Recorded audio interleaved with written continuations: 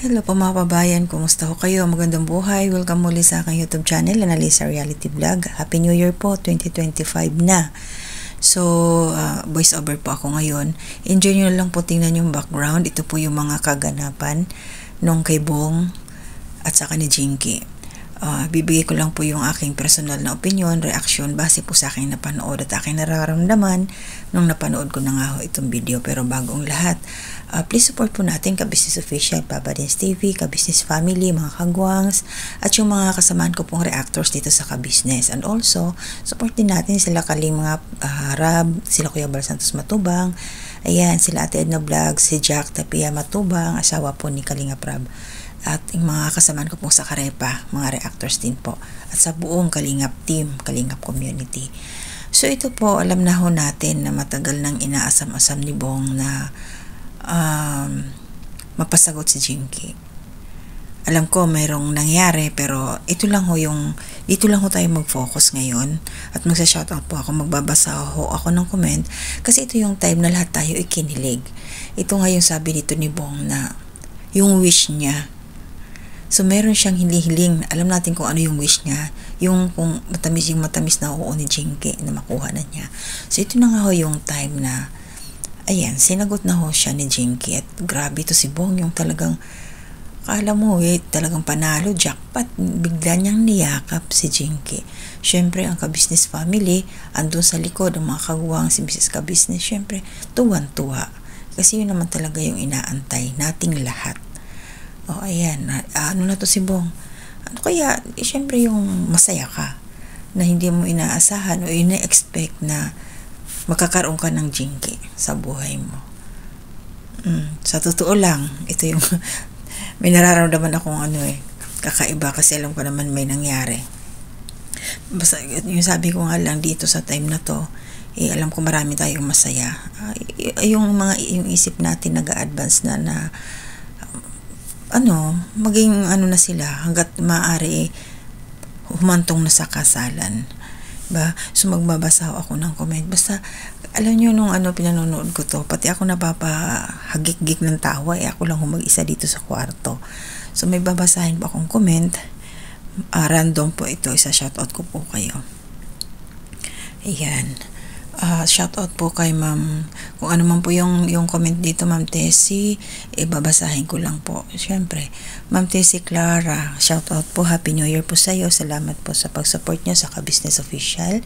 Ang sabi niya po, binalikan ko yung araw na sinagot ni Jinky si Bong at napakasaya. Bagay sa kanya ang suot at napakadesente niyang tingnan at nakarilo pa siya. Nabiglang lungkot kasi nagbagong taon, wala si Bong. Sana pakatatag ka, Jinky. Huwag ka mawalan ng pag-asa sa maagang pagsubok. Yan, dumating sa'yo. Dalangin mo na lang, sana bumalik si Bong lahat ay masaya, lalo na sagutin Bong si Jinky. Ito pong nabasa kong comment 10 hours ago lang po ito. Ayan, napanood niya na yung bagong upload ni Pinuno Ka-Business. So hindi ko lang muna, binasa ko lang yun. Hindi ako pwedeng mag-comment o magbigay ng aking opinion patungkol doon sa nangyari. Kung ano man, nasaan man ngayon si Bong. I-acknowledge ko lang po yung mga kasamahan ko, kasabayan na nag-comment nung time na napanood din yung video na to a day ago. So, syempre, shoutout to kay Ma'am Jocelyn Ancheta. Ma'am, salamat po sa suporta sa Ka-Business. Ang sabi niya po dito sa kanyang comment, congratulations Bong and Jinky. Iba talaga pag ang Diyos ang kumilos. Let the Lord Jesus be the center of your relationship dahil ngayon ay official na kayong magnobyo at magnobya. Do your best, Bong, para mapabuti ang relasyon yung dalawa. God be with us all. Happy New Year po, Ka-Business and Mama Ka-Business and everyone. Prosperous New Year to all of us. Amen. Kilig match pati nanonood. Yes po, salamat po Ma'am Jocelyn Ancheta. Yun po yung kanyang comments. Nag-acknowledge lang po ako. So, marami tayong kinilig. So, titingnan natin dito si Jinky. Talagang masasabi ko, napaka niya, yung tanggap niya talaga si Bong. Kaya lang talaga, ay nako, alam ko marami tayong nag-ano ngayon dahil doon sa kasunod na upload.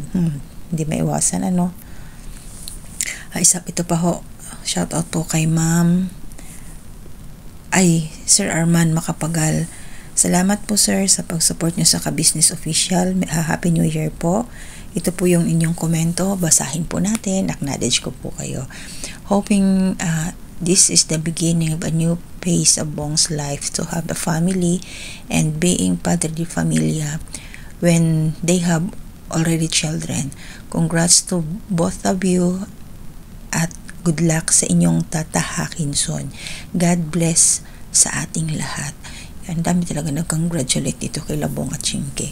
Siyempre, nako, yung nasa likod talaga tawang-tawa ako sa mga kagawang sin, daming marites. Yung nila, yun si Mrs. Ka-Business.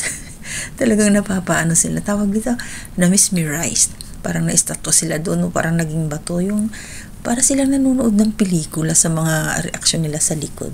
Siyempre, si Kuya Bong na yan si Pinuno Ka-Business talaga. Siyempre, isa rin yan sa tuwan-tuwa siya nung time na yun na nangyari yung sagutan Tsaka si Jinky, siyempre tinutokso, kiss na yan. Talagang siya pa yung lumalapit kay Bong. So, ibig sabihin, hindi niya talaga kinahihiya si Bong. Tanggap niya si Bong kung ano man ang klaseng pagkatao. Meron itong ating Kuya Bong. Precious na sana. Jackpot na sana, Bong. Sana, Bong. Naku, Diyos ko. Alam natin sana talaga. Pagpreho natin kasi may mga pinagdadaan ng pagsubok. Umpisa pa lang. Shoutout po kay Ma'am Amelia.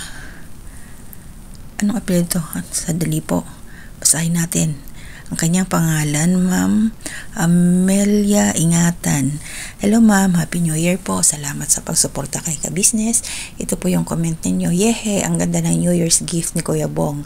Ang kabiyak ng kanyang puso na hanggang dulo ang inyong pagmamahalan until death. Congrats Kuya Bong and ate. And Kuya Ka-Business, yun ang kasabihan. Kung may tiyaga, may nilaga. Tama po, kung may tiyaga, may nilaga. So yun po, pag-pray natin, ito sila Jink at si Bong, dahil may pinagdadaanan ito, kabago-bago. Walang imposible sa ating Panginoon. Sabi nga ni Jinky, mag-aantay siya. Basta, ganun, pag-pray na lang ho natin sila. So yun lang po yung aking voice over ngayon. Buong video po nito, pasyalan nyo po sa Ka-Business Official, mapapanood nyo po lahat. Salamat po sa may silent viewers ko, lahat po na nakasuporta sa akin, shoutout po sa inyo. Nandiyan sa comment section, shoutout po. Happy New Year po kay Bayona TV, ang aking kaibigan po na tumulong din sa akin para makarating sa Kalingap. So ingat po tayong lahat, hanggang dito na muna. To God be the glory.